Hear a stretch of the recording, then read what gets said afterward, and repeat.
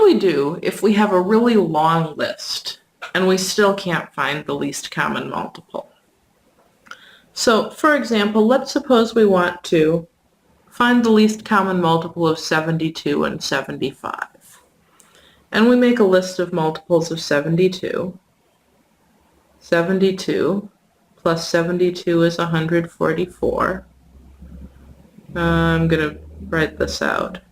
Plus another 72, 6, 11, 2, so 216. Plus another 72, 8, 8, 2, 288. Plus another 72, 360. I'm already sick of this, right? How about 75? 75, 150, 225, 300, 375. I could keep going, but I really don't want to. Maybe there's a better way. There's a better way. And it's this. Any multiple of a number has to share all of its prime factors, right? Because when we factor it into primes, well, one way we could do it is by taking the number that we started with as one of the factors in the first branch. So a common multiple of two numbers will have all the prime factors of the first number. It'll also have all the prime factors of the second number. The least common multiple will have those and nothing extra. So how can we find the least common multiple of 72 and 75? Well, we'll start by factoring each one into primes. Let's see. 72, he shows up in the multiplication table.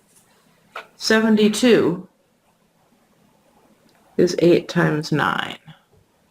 8 I can factor as 4 times 2. 4 is 2 times 2. 2 and 2 are primes. This 2 up here is also prime. 9 is 3 times 3. 72's prime factorization is 3 2's and 2 3's. That means any multiple of 72 is going to have 3 2's and 2 3's in its prime factorization. All right, how about 75? Vending machine arithmetic tells me that 75 is 3 times 25. There are other ways we could break this down. 3 is prime, and 25, well, it's a multiple of 5. In fact, it's 5 times 5. So 25 is 5 times 5. 5 is prime. So 75 is 3 times 5 times 5. That means any multiple of 75 has a 3 and 2 5's in its prime factorization. So that means the least common multiple, well, it needs to have 3 2's and 2 3's in order to be a multiple of 72. In order to be a multiple of 75, it needs to have 1 3. Well, it's already got a 3. And it needs to have 2 5's. It hasn't got any 5's. So our least common multiple will be 2 times 2 times 2 times 3 times 3 times 5 times 5. This I know is 72. 5 times 5 I know is 25. Again, I can do this multiplication first because multiplication is associative. So I can multiply 72 times 25. 5 times 2 is 10. 5 times 7 is 35, and 1 is 36. 2 times 2 is 4. 2 times 7 is 14. My least common multiple is 1,800. And I'm terribly glad that I didn't have to list multiples of 72 and 75 all the way there. I'm going to give you one of these to try. Use the prime factorizations to find the least common multiple of 27 and 51.